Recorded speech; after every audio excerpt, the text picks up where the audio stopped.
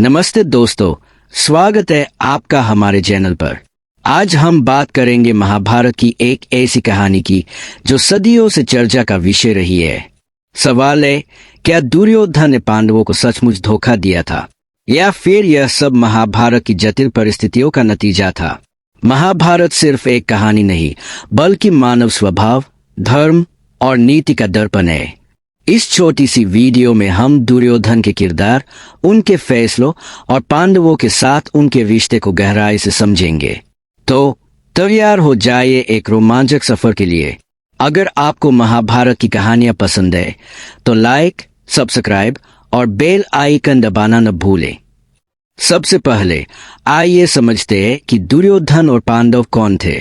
दुर्योधन कौरवों के सबसे बड़े भाई धृतराष्ट्र और गांधारी के पुत्र थे। दूसरी ओर पांडव युधिष्ठिर, भीम, अर्जुन, नकुल और सहदेव पांडु और कुंती माद्री के पुत्र थे। ये दोनों समूह चचेरे भाई थे, लेकिन बचपन से ही इनके बीच प्रतिद्वंद्विता थी। दुर्योधन को लगता था कि पांडव उनके हक को छीन रहे हैं, खासकर हस्तिनापुर के सिंहासन को। लेकिन क्या यह सिर्फ ईर्ष्या थी या दुर्योधन के पास अपने व्यवहार को सही ठहराने के कारण थे?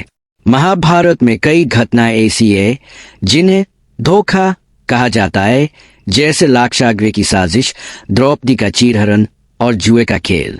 लेकिन क्या ये सचमुच धोखे थे? आइए इन घटनाओं को एक एक करके देखें। पहली घटना है लाक्षागृह की साजिश। महाभारत के अनुसार दुर्योधन ने अपने मामा शकुनी और मंत्री पूर्ण के साथ मिलकर पांडवों को वारणावत में एक ज्वलनशील महल में ठहराया। योजना थी कि रात में आग लगाकर पांडवों और कुंती को मार दिया जाए। यह घटना स्पष्ट रूप से एक साजिश थी, लेकिन क्या इसे धोखा कहना सही है? दुर्योधन का तर्क था कि पांडवों का बढ़ता प्रभाव कौरवों के लिए खतरा था। उस समय के राजनीतिक खेल में इस तरह की चालें असामान्य नहीं थी। फिर भी पांडवों को बिना किसी युद्ध के मारने की कोशिश निश्चित रूप से अनैतिक थी। हालांकि विदुर की मदद से पांडव बच निकले। यहाँ सवाल उठता है, क्या दुर्योधन का यह कदम सिर्फ सत्ता की रक्षा के लिए था या यह उसकी ईर्ष्या और क्रूरता का परिचय था? अब बात करते हैं जुए के खेल की, जिसे महाभारत का सबसे विवादास्पद हिस्सा माना जाता है। दुर्योधन ने शकुनी के साथ मिलकर युधिष्ठिर को पासे के खेल में आमंत्रित किया। शकुनी, जो पासे के खेल में माहिर था, ने युधिष्ठिर को हराया। नतीजा, युधिष्ठिर ने अपना राज्य, भाई और यहाँ तक कि द्रौपदी को भी दांव पर हार दिया। क्या यह धोखा था? एक तरफ युधिष्ठिर ने स्वेच्छा से खेल में हिस्सा लिया, कोई भी उन्हें मजबूर नहीं कर रहा था। लेकिन दूसरी तरफ शकुनी ने छल किया, वह जादुई पासों का इस्तेमाल कर रहा था। दुर्योधन ने इस साजिश को बढ़ावा दिया, यह जानते हुए कि युधिष्ठिर जुए में कमजोर है। यहाँ दुर्योधन का इरादा स्पष्ट था, वह पांडवों को अपमानित करना चाहता था। लेकिन क्या यह धोखा था या युधिष्ठिर की अपनी कमजोरी का नतीजा? आप क्या सोचते हैं? कमेंट में जरूर बताएं। जुए के खेल के बाद जो हुआ वह शायद महाभारत का सबसे दर्दनाक हिस्सा है, द्रौपदी का चीरहरण। दुर्योधन ने अपने भाई दुःशासन को आदेश दिया कि वह द्रौपदी को सभा में लाए और उनका अपमान करे।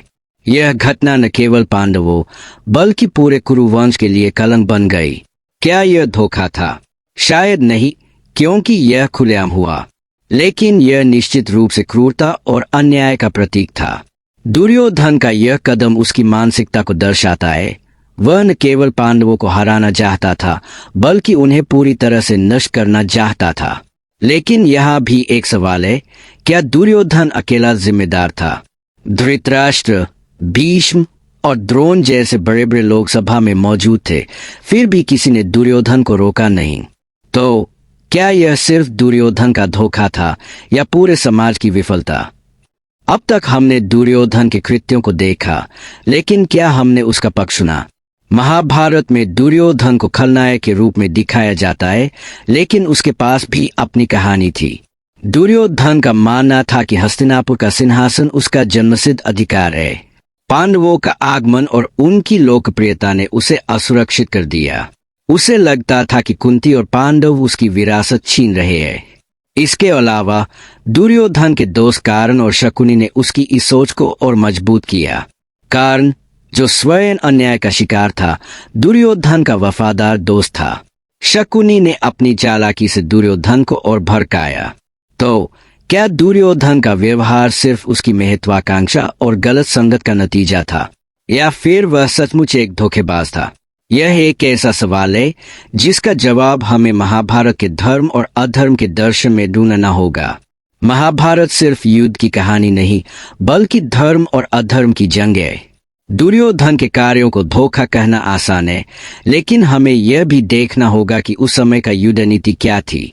उदाहरण के लिए, पांडवों ने भी कुरुक्षेत्र युद्ध में कई बार छल का सहारा लिया, जैसे अभिमन्यु की हत्या के बाद अर्जुन ने जयद्रथ को मारने के लिए छल किया, या द्रोणाचार्य की मृत्यु में युधिष्ठिर ने असत्य का सहारा लिया। तो क्या दुर्योधन का धोखा सिर्फ उसकी रणनीति थी, या वह पांडवों से अलग था? महाभारत हमें सिखाता है कि कोई भी किरदार पूरी तरह काला या सफेद नहीं होता। दुर्योधन की गलतियां थी, लेकिन उसकी परिस्थितियां और मानसिकता ने भी उसे ऐसा बनाया। तो दोस्तों, क्या दुर्योधन ने पांडवों को धोखा दिया था? मेरे हिसाब से दुर्योधन के कुछ कदम निश्चित रूप से अनैतिक थे, जैसे लाक्षागृह और चीरहरण। लेकिन यह भी सच है कि वह अपनी परिस्थितियों और सोच का शिकार था। महाभारत हमें यही सिखाता है कि हर किरदार की अपनी कहानी होती है। आप क्या सोचते हैं? क्या दुर्योधन खलनायक था, या सिर्फ एक गलत राह पर चल पड़ा योद्धा? नीचे कमेंट में अपनी राय जरूर बताएं। अगर आपको यह वीडियो पसंद आया तो लाइक करें, अपने दोस्तों के साथ शेयर करें और हमारे चैनल को सब्सक्राइब करें। अगले वीडियो में हम महाभारत के एक और रोचक पहलू पर बात करेंगे। तब तक जय श्री कृष्ण, नमस्ते।